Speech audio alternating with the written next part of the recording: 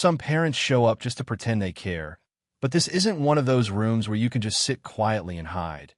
Emily Carter's voice cut through the air like a blade, sharp enough to silence every whisper in the room as 40 pairs of eyes shifted toward the man she had just singled out without hesitation, without doubt, without knowing a single thing about him.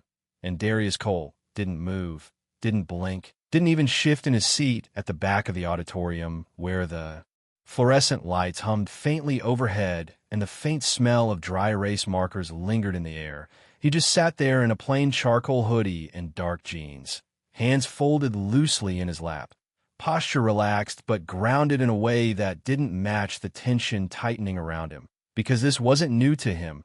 Not the tone, not the assumption, not the way authority dressed itself up as certainty when it was really just bias speaking louder than facts. And Emily, standing near the whiteboard with her clipboard pressed tightly against her chest, continued as if she had just identified a problem that needed correcting.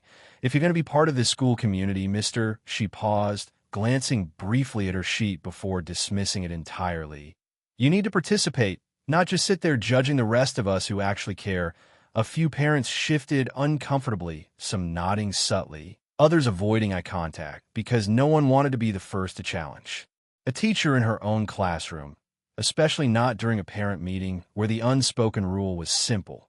Trust the system, trust the authority, trust that the person at the front knew more than the people sitting in the chairs. And still Darius said nothing, his silence stretching just long enough to make it noticeable, but not long enough to be confrontational.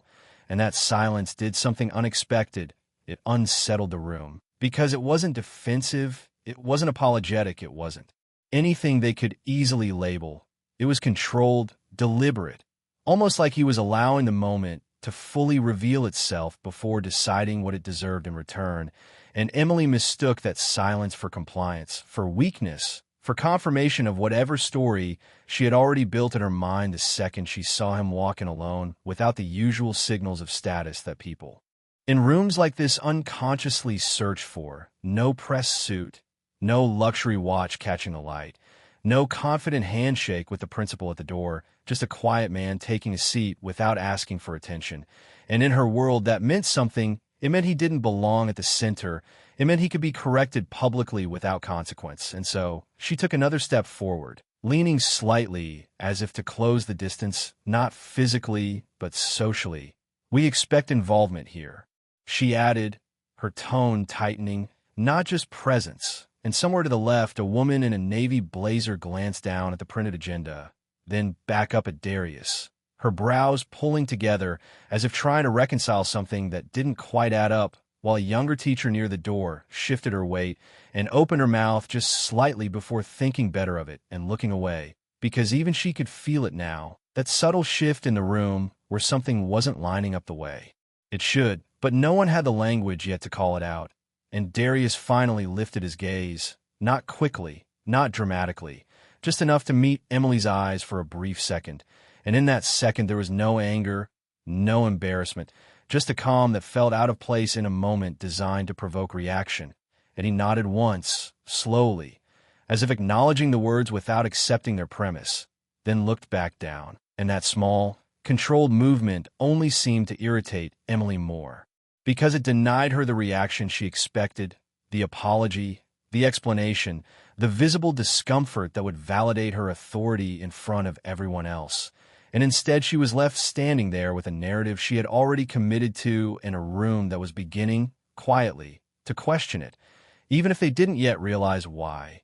And the air, once routine and predictable, now carried a tension that felt like it was building towards something no one in that room was prepared to witness. The room did not return to normal after that moment. It only pretended to, as chairs creaked and papers shuffled, and Emily Carter turned back toward the whiteboard with a forced composure that felt thinner now, like a script she had memorized but no longer fully believed in. Yet she pressed on anyway because backing down was not part of the role she had built for herself in this space. Now, as I was saying, she continued, tapping the marker twice against the board as if reclaiming control through sound alone, student performance this quarter has been directly tied to parental engagement. her voice steady again, but carrying an edge that had not been there before. And while she spoke, her eyes drifted back more than once toward the last row, where Darius Cole remained seated, still composed, still quiet, still not participating in the way she expected. And that silence began to work against her in a way she did not anticipate, because instead of making him smaller, it made the moment larger. It stretched it, gave it weight, gave the people in the room time to think, to observe, to question. And across the aisle, Sophia Bennett leaned slightly toward the woman next to her and whispered something under her breath, her gaze fixed not on Emily, but on the sign and sheet resting near the edge of the teacher's desk, where a list of names had been checked in earlier that evening. Because she had seen it. She was sure she had seen it. The name Cole, Darius, written in clean, deliberate handwriting near the top. Not at the bottom where late arrivals usually scribbled their presence, but near the top, where people who arrived early, prepared, intentional, tended to sign. And that detail sat uneasily in her mind as Emily's words continued to fill the room with generalizations that no longer felt entirely grounded. "We cannot support your children if you are not showing up for them," Emily added, her tone sharpening again as she circled a phrase on the board that read parent accountability, the letters bold and slightly uneven, and this time she did not hide the glance she gave toward Darius. It was brief but clear enough, an unspoken extension of the earlier call out, and that was when Sophia shifted in her seat and raised her hand. Not high, not dramatic, just enough to be acknowledged. And when Emily paused, clearly reluctant but aware of the watching room, she nodded once. "Yes," she said, the word clipped, controlled. And Sophia spoke carefully, choosing each word as if placing it on a scale. "I believe he signed in earlier," she said, her voice calm but firm. "And I think his name is on the donor list as well." And the room reacted not with noise, but with stillness, a subtle tightening of attention as heads turned again, this time not with judgment, but with curiosity, because that word donor carried weight in a school like this. It implied involvement, commitment, something more than just presence. And Emily's expression shifted almost imperceptibly before she corrected it. A small flicker of uncertainty quickly replaced by dismissal. "We have many donors," she replied, waving her hand lightly as if brushing away the comment. "That does not change expectations for participation in meetings like this." And the way she said it, the speed, the slight emphasis on the word many, revealed more than she intended. It revealed that she had not actually checked, that she had already decided what role Darius played in this room before confirming any facts. And near the doorway, the younger teacher who had hesitated earlier now looked directly at Darius, her brows drawn together in quiet realization, while a man in the second row adjusted his glasses and leaned back slightly, his posture no longer aligned with Emily, but no longer entirely passive either, because something was shifting slowly, quietly, like a current changing direction beneath the surface. And through it all, Darius remained exactly where he was, his presence unchanged, his silence intact. But there was a difference now, not in him, but in how the room held him, because silence, when it endures long enough, stops looking like absence and starts looking like control. And Emily, sensing that shift without fully understanding it, pressed forward again, her voice rising just enough to reclaim authority. "Let us stay focused," she said, tapping the board once more. "This is about the students." But even as she spoke, the words felt less anchored, less certain, as if the foundation beneath them had begun to move. And in the back of the room, Darius reached into his pocket, not hurried, not hidden, just a simple, deliberate motion, and pulled out his phone, the screen lighting up briefly in his hand before he glanced at it once, and then held it still, his expression unchanged, his posture steady, as if he had all the time in the world to decide what came next. The faint glow from Darius Cole's phone screen disappeared as quickly as it had appeared, his thumb hovering for just a second longer before the device went still in his hand again, resting against his palm like it had always been there, like it was not about to change anything, and yet something in the room had already begun to shift in a way no one could fully explain, because tension does not always arrive with noise. Sometimes it settles quietly, pressing into the edges of conversations, bending the tone of voices, making people second-guess the things they were so certain about just moments ago. And Emily Carter felt it even as she continued speaking. Her words still structured, still professional, but now slightly faster, slightly tighter, like she was trying to move past something that refused to stay behind her. "Let us go over the upcoming academic benchmarks," she said, turning back to the board and underlining a section that listed standardized testing targets. But her voice no longer carried the same authority it had at the beginning of the meeting, because authority depends on alignment. And the room was no longer fully aligned with her. Not after what had just happened. Not after the silence that followed it. And as she spoke, a low murmur began to form near the middle rows, subtle at first. Just a few quiet exchanges between parents who had started connecting details that did not fit the earlier assumption. A man in a light blue button-down leaned toward the woman beside him and whispered, "Did she say donor list?" And the woman nodded slowly, her eyes drifting toward Darius again, studying him now instead of dismissing him, while Sophia Bennett flipped open the printed packet on her lap, scanning quickly until her fingers stopped on a section labeled Community Contributions, her eyes narrowing as she traced a line of text, then moving back up to the sign and sheet again, as if confirming something she was not yet ready to say out loud. And near the doorway, the younger teacher finally took a small step forward, her posture uncertain, but her attention fully locked on the back of the room, because she had seen something too, something in the system earlier that day when she helped organize the meeting materials, a name flagged with a note that read executive-level donor. And she had not thought much of it then, just another name among many, but now the pieces were beginning to align in a way that made her hesitate, made her question why no one had addressed it, why Emily had not acknowledged it, why the room had so quickly accepted a narrative without checking the facts. And still Darius remained seated, his presence unchanged, his breathing steady, his gaze calm. But there was something different now in the way he held the space around him, something that felt less like observation and more like timing, as if he was allowing the moment to fully unfold before stepping into it. And Emily, sensing the growing distraction, turned back toward the room with a sharper tone. "If we could stay focused," she said, her voice cutting slightly through the murmurs. "We are here to discuss your children's progress, not side conversations."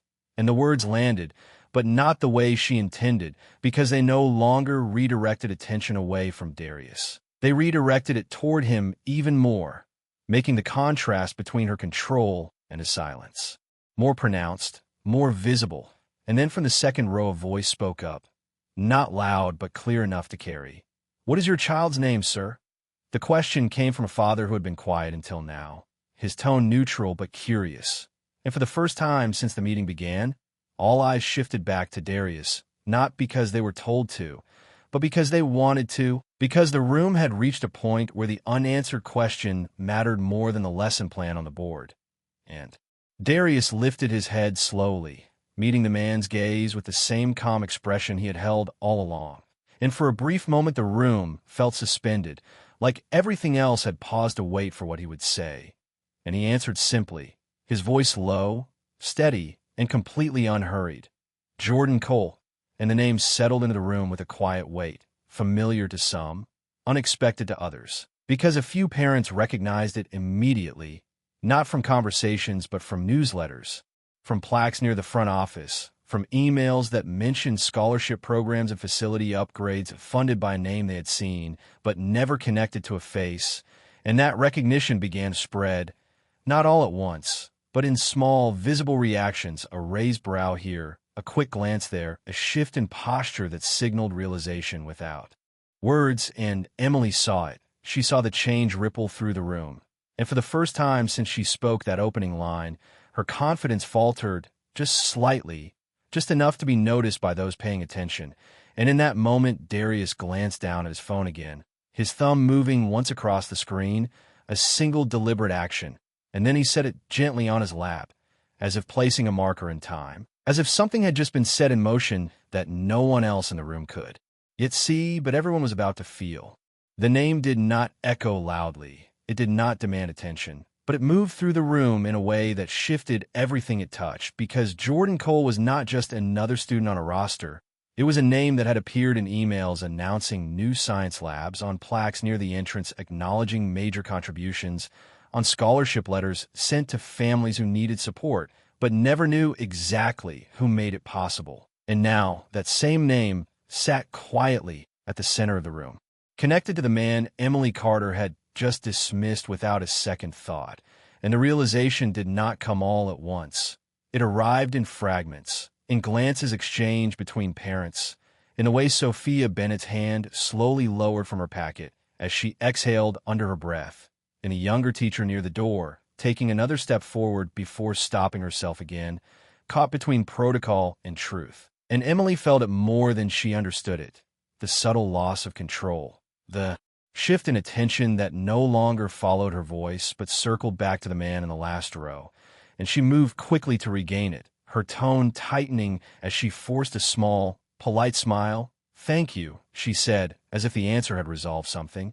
"But as I mentioned earlier, we are focusing on engagement tonight, not just attendance," and the words sounded rehearsed now, less like guidance and more like defense. And that was when Sophia spoke again, this time without raising her hand. Her voice calm, but no longer hesitant. "His name is on the main donor page," she said, not loudly but clearly enough that it carried, and the room stilled again because this was no longer a suggestion, it was a statement, and Emily turned toward her, the smile fading just slightly. "We have many contributors," she repeated, but the repetition did not strengthen her point. It weakened it because it revealed that she was holding onto the same response instead of addressing what was actually being said. And across the room a man in a gray jacket leaned forward, resting his elbows on his knees as he studied Darius more carefully now. Not with judgment, but with recognition forming slowly behind his eyes, while another parent pulled out her phone and scrolled quickly, her thumb moving with purpose as she searched for something she had seen before, something she needed to confirm. And near the front the younger teacher finally spoke, her voice soft but steady. "There was a note in the system earlier today," she said, looking toward Emily but not fully meeting her eyes, "about executive-level funding tied to that name." And the words hung in the air, heavier than anything that had been said so far, because they introduced something undeniable, something verifiable, something that could not be dismissed with a general statement. And Emily's posture shifted almost imperceptibly, her shoulders drawing back as if bracing, her grip on the marker tightening just slightly. And for a moment she said nothing, a rare pause that stretched just long enough for the room to feel it, to recognize that the balance had changed. And in that pause Darius Cole did not move, did not interrupt, did not step forward to claim the space that was beginning to open around him. He simply sat there, allowing the truth to surface on its own, allowing others to piece it together without his assistance, because power, when it is real, does not rush to prove itself. It waits until proof becomes unavoidable, and then from the middle row the woman with the phone looked up, her eyes widening slightly as she turned the screen toward the person beside her, whispering just loud enough to be heard. "He is listed as primary sponsor for the new building." And that was the moment the room fully shifted, not with noise, but with understanding, a quiet, collective realization that spread from one person to the next, changing expressions, straightening postures, redirecting attention entirely. And Emily saw it. She saw the way the room no longer looked at her the same way, no longer followed her. Led without question, and for the first time since the meeting began, uncertainty touched her voice as she spoke again. "That may be the case," she said, choosing her words carefully now. "But that does not change the importance of parental involvement in a student's daily progress." And the statement was technically correct, but it no longer carried authority because the context around it had changed, the weight of the room had shifted. And at the back, Darius glanced down once more at his phone as it vibrated lightly in his hand, a single notification appearing on the screen, and he read it without reaction, without urgency, then lifted his gaze again, calm, steady, present, as if he had been expecting this exact moment to arrive and knew exactly what would follow. Emily Carter's fingers tightened slightly around the dry erase marker as she stood at the front of the room, the plastic creaking faintly under the pressure. And for the first time since the meeting began, her confidence no longer filled the space the way it had before. It flickered, subtle, but visible to anyone paying close enough attention. and the room was paying attention now, fully, completely, not to her lesson plan, not to the bullet points on the board, but to the quiet shift that had just taken place and the man at the center of it. And still she pressed forward, because retreat would mean acknowledgement, and acknowledgement would mean admitting something she was not ready to face. Like I said, she continued, her voice steadier than her posture. This is about consistency, about showing up in ways that matter on a daily basis. And she glanced again toward Darius, this time not as sharply, not as confidently, but still holding onto the structure of her earlier stance.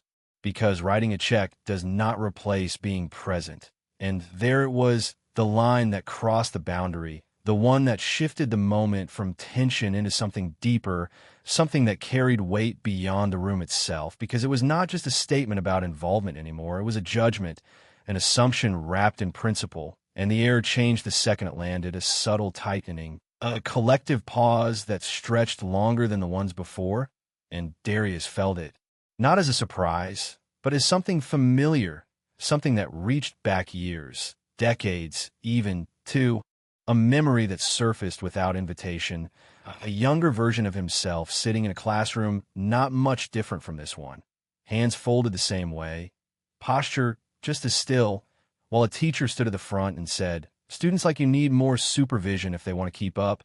And the room had felt just like this, quiet in a way that was not peaceful, attention-focused but not supportive. And he remembered the way his mother had sat beside him that day, her voice calm but firm as. She responded, not raising it, not arguing, just stating facts that no one had taken the time to learn before making their decision, and how that moment had stayed with him, not because of the words themselves, but because of what they revealed about how quickly people could define you without knowing anything real about you. And now, years later, standing in a different room with different faces, the pattern had not changed. Only the setting had, and Darius exhaled slowly, his expression unchanged, but something in his posture shifted just slightly, not defensive, not reactive, just ready. And across the room, Sophia Bennett shook her head almost imperceptibly, her lips pressing together as if holding back a response she knew might escalate things further, while the younger teacher near the door looked down at her hands for a moment before lifting her gaze again, her hesitation turning into quiet resolve. Because what had just been said could not be ignored, not anymore. And a man in the second row leaned back in his chair, crossing his arms as he studied Emily now with a different kind of attention, not the automatic trust he had shown earlier, but something more critical, more aware, and Emily sensed it all, the shift in posture, the change in energy, the way the room no longer moved with her but around her, and for a brief second she faltered, her next sentence delayed, just long enough to be noticed. And in that space, Darius finally spoke, not loudly, not with force, but with a calm that carried farther than volume ever could. "You are right," he said, his voice even measured. "Presence matters." And every eye in the room turned toward him again, not because he demanded it, but because he had chosen the exact moment when silence was no longer enough. And he continued without changing his tone, without adding emotion to his words. But assumptions do not help students either. And the sentence settled into the room with a different kind of weight, not confrontational, not aggressive, just undeniable. And Emily turned fully toward him now, her expression caught between maintaining authority and responding to something she could not easily dismiss. And for a moment, neither of them moved. The distance between them filled with everything that had been said and everything that had not. And then Darius glanced briefly down his phone once more as it vibrated again, a second notification appearing, and this time he did not ignore it. He read it, nodded almost imperceptibly, and then lifted his gaze back to the front of the room, calm, steady, and completely certain that the moment had reached the point where it could no longer be controlled by words alone. The silence that followed Darius Cole's words did not feel empty. It felt deliberate, like a space carved out for something inevitable to step into. And Emily Carter stood there at the front of the room, her posture still upright, her role still intact, but her control slipping in ways she could not fully recover with another rehearsed sentence, because the tone had changed, the room had changed, and now every word carried consequences she could not ignore.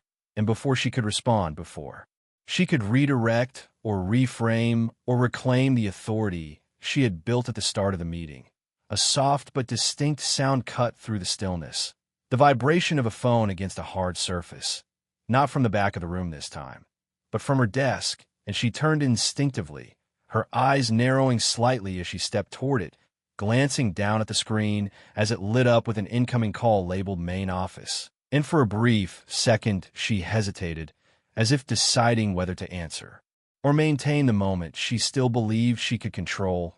But the room was watching now, fully, completely, and ignoring it would only deepen the uncertainty already forming.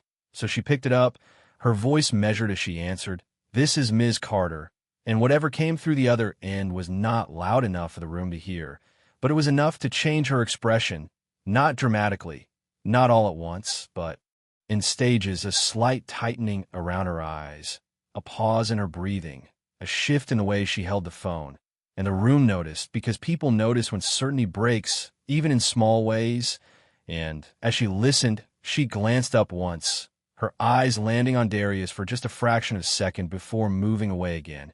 And that glance carried more meaning than any word she had spoken so far, because it revealed something she had not yet said out loud, something she was only now beginning to understand. And across the room, the murmurs had stopped entirely, replaced by a quiet that was no longer uncertain but expectant, as if everyone present could feel that the moment they had been building toward was finally arriving. And Darius did not move, did not react. He simply watched, his gaze steady, his posture unchanged, allowing the process to unfold exactly as it needed to. Because this was not about proving anything anymore. It was about letting the truth reach the people who needed to see it. And Emily's voice came back softer now, less certain as she spoke into the phone. "I understand," she said, though it was clear from her expression that she was only just beginning to.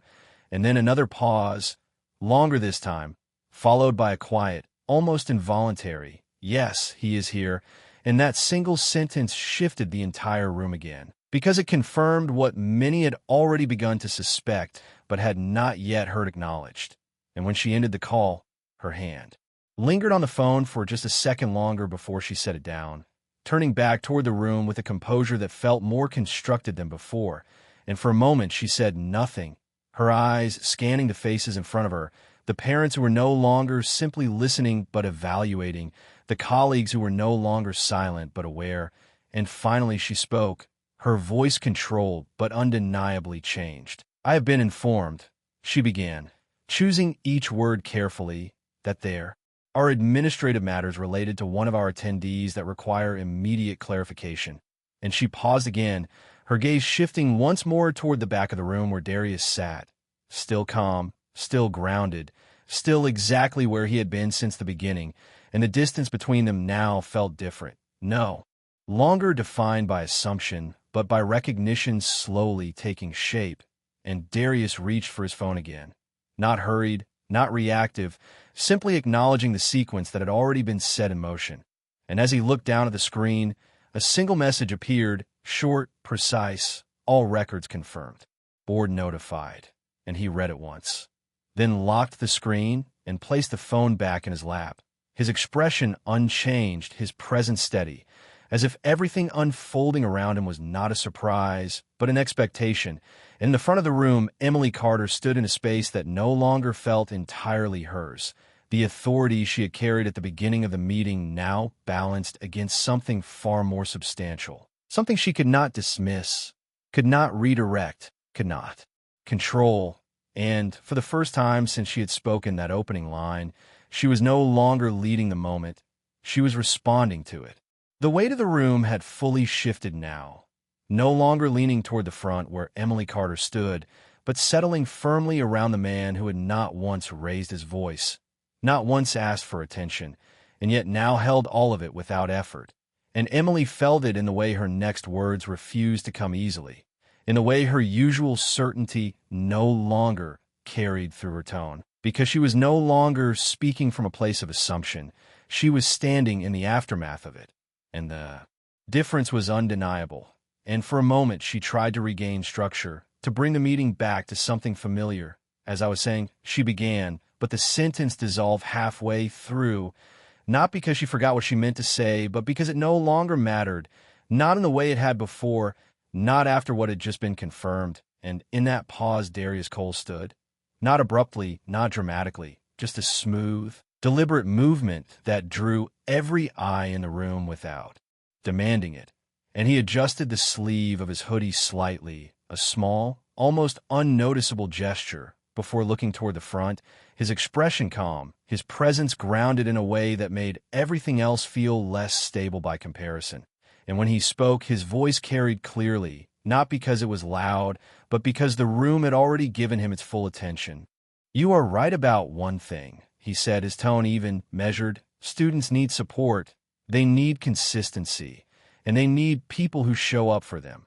And there was no sarcasm in his voice, no edge, just truth stated plainly. And that made it land harder than any confrontation could have. And he took a small step forward in the aisle, not to close the distance aggressively, but to be seen without obstruction, to stand in the same space where judgment had been directed at him only. Minutes before, and he continued, "But what they do not need," he added, his gaze steady on Emily now, "is to watch adults make assumptions about someone's value before taking the time to understand who they are." And the sentence settled into the room with a clarity that left no room for misinterpretation. And Emily did not interrupt. She did not correct. She did not redirect. Because for the first time, she understood that this was not a moment she could control with policy or tone. And Darius let the silence hold for just a second before he finished, his voice unchanged, his posture still composed. "You question my involvement," he said, "in a school that I've been supporting long before this meeting was scheduled."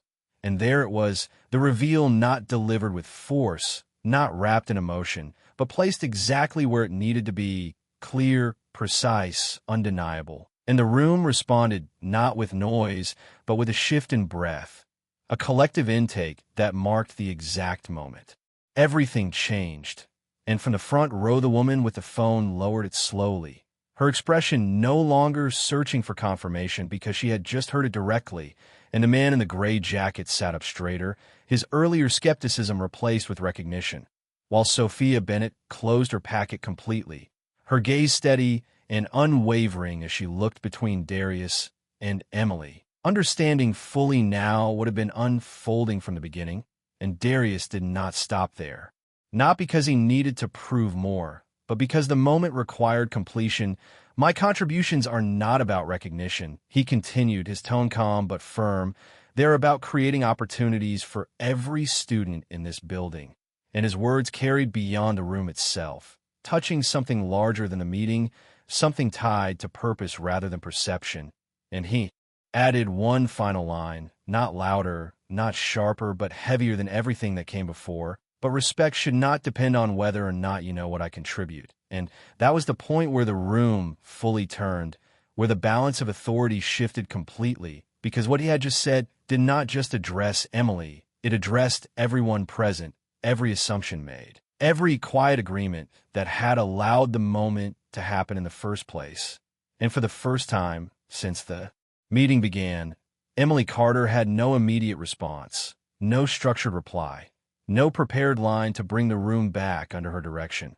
She simply stood there, facing the reality she had not taken the time to see before, while Darius Cole remained exactly as he had been from the beginning, calm, composed, and completely in control without ever needing to raise his voice. The room did not erupt. It did not break into noise or applause. It did something far more powerful.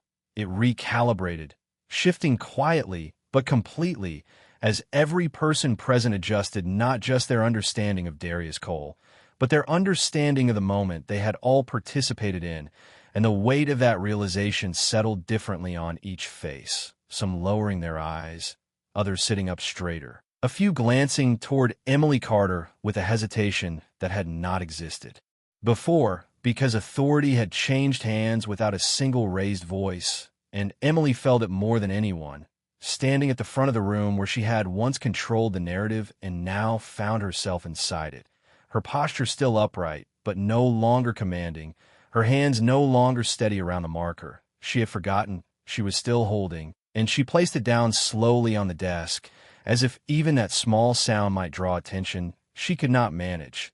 And when she spoke, her voice was quieter, measured in a different way now, not projecting but carefully stepping through each word. "Mr. Cole," she began, pausing briefly as if testing the name in a new context. "I was not aware of your level of involvement." And the sentence trailed slightly at the end, not because she lacked vocabulary, but because the words she had used earlier no longer fit the reality she now faced. And across the room, a few parents exchanged glances, not in judgment, but in recognition of what that statement really meant. That awareness had been the missing step, the one that should have come before everything else. And Darius did not interrupt, did not correct her phrasing. He simply listened, his expression unchanged, allowing her the space to continue. Because this was no longer about proving a point, it was about what came after the point had already been proven. And Emily took a small breath before continuing. "That said, my intention was to emphasize the importance of engagement." And even as she said it, the words sounded thinner than before, because intention without awareness had already revealed its limits. And from the second row, the man in the gray jacket shifted forward, his voice calm but firm as he spoke. With respect, it sounded like an assumption, and the room did not react loudly. But it did not dismiss him either, because what he said aligned with what many were now thinking. And Sophia Bennett nodded slightly, her voice following in a steady tone. And assumptions like that can affect more than just one person. And the younger teacher near the door stepped forward again, this time without hesitation, adding quietly, especially when students are watching how adults treat each other. And that sentence carried a different kind of weight because it returned the focus to the very thing the meeting was supposed to be about, not policies, not metrics, but example, the kind that shapes how young minds interpret respect, authority, and fairness. And Emily listened, her gaze moving from one speaker to the next, her expression no longer defensive but reflective, as if she was processing not just the moment, but everything that had led to it. And for a brief second, the room held that stillness again, not tense this time, but grounded, as if everyone present understood that something important had just been exposed, something that could not be undone, but could still be addressed. And Darius shifted his weight slightly, not stepping forward again, but standing with the same calm presence he had carried from the beginning. And when he spoke, his voice was steady, not confrontational, not dismissive, but clear. "This is not about me," he said, and the sentence redirected the room instantly, because it removed the focus from his position and placed it where it mattered. It is about how quickly we decide who belongs in a room before we know anything real about them. And the words landed with precision because they did not accuse, they revealed, and he continued, his tone unchanged. "If that happens here, in a space meant to support students, then it becomes part of what they learn." And that was the moment the lesson shifted entirely, no longer confined to academic benchmarks or parental involvement charts, but expanding into something deeper, something that could not be written on a board or measured in percentages. And Emily lowered her gaze briefly, not in defeat, but in acknowledgement, because the truth had reached a point where it no longer required resistance. And when she looked up again, her voice carried a different kind of authority, not the kind that comes from position, but the kind that comes from recognizing a mistake in real time. "You are right," she said. And the simplicity of the sentence carried more weight than anything she had said earlier, because it was no longer about control. It was about correction, and the room did not react loudly, but it shifted again, this time towards something steadier, something more aligned, as if the tension that had built throughout the meeting was finally beginning to resolve, not through force, not through confrontation, but through the quiet, undeniable presence of truth that had been there all along. The room did not return to what it had been before. It could not, because once something is seen clearly, it cannot be unseen. And the shift that had taken place was not temporary. It was foundational, settling into the way each person now sat, now breathed, now looked at one another with a different awareness than when the meeting began. And Emily Carter stood at the front, no longer trying to reclaim the version of authority she had walked in with, but adjusting to something more grounded, something less about control and more about responsibility. And she nodded once, a small but deliberate gesture that acknowledged not just Darius Cole's words, but the moment itself, "Thank you," she said, her voice steady in a way that felt different now. Not forced, not defensive, just honest. And she turned slightly toward the board as if to continue the meeting, then stopped, realizing that continuing without addressing what had happened would undo everything that had just been recognized. And so she faced the room again, her posture open, her tone measured. "Before we move forward," she added, "I want to be clear that this space should reflect the same respect we expect our students to show each other." And the statement was simple, but it carried weight because it came after acknowledgement, not before it. And across the room, parents nodded subtly, some more visibly than others, while the younger teacher near the door relaxed her shoulders slightly, the tension she had been holding finally easing as the direction of the room aligned with what she had quietly hoped for. And Sophia Bennett leaned back in her chair, her expression calm, satisfied not by the outcome itself, but by the fact that it had been reached without escalation, without conflict, just through the steady presence of truth. And Darius remained standing for a moment longer, his gaze moving briefly across the room, not searching for validation, not measuring reactions, just taking in the space as it now was, before he nodded. Once a quiet acknowledgement that the moment had completed what it needed to, and he returned to his seat with the same composure he had carried from the beginning. No change in posture, no visible shift in emotion, just consistency, the kind that does not depend on circumstances to define it. And as the meeting resumed, the tone was different, not in volume, but in substance. Each voice that followed carrying a little more consideration, a little more awareness, as if everyone present had been reminded of something essential that had nothing to do with charts or metrics or schedules, and everything to do with how quickly judgment can take the place of understanding if left unchecked. And as discussions moved forward, no one addressed Darius directly again, not out of avoidance, but out of a quiet respect that had not been there before, a recognition that presence does not need to be challenged to be valid. And near the end of the meeting, as chairs began to shift and papers were gathered, a few parents approached him, not with exaggerated gestures, not with apologies that sought attention, but with simple, direct words, "Good to meet you. Thank you for what you have done for the school." And he responded in the same way he had carried himself all evening, with calm, with clarity, without drawing the moment out beyond what it needed to be. And Emily watched from a distance, not intruding, not inserting herself into those interactions, but observing them with a different perspective than she had at the beginning, understanding now that leadership in a room like this was not about speaking first or speaking loudest, but about creating a space where respect is not conditional, where assumptions are replaced with awareness before they have the chance to take root. And as the last few people began to leave the classroom, return to its quiet state, the hum of the lights overhead, the faint scent of markers still lingering, but the space itself felt different, not visibly, not structurally, but in the way it had been used, in the lesson it had delivered beyond the one written on the board. And Darius paused briefly at the doorway before stepping out, his hand resting lightly on the frame for just a second, not out of hesitation, but as if marking the end of something that had been years in the making, not just for him, but for every moment like it that had come before.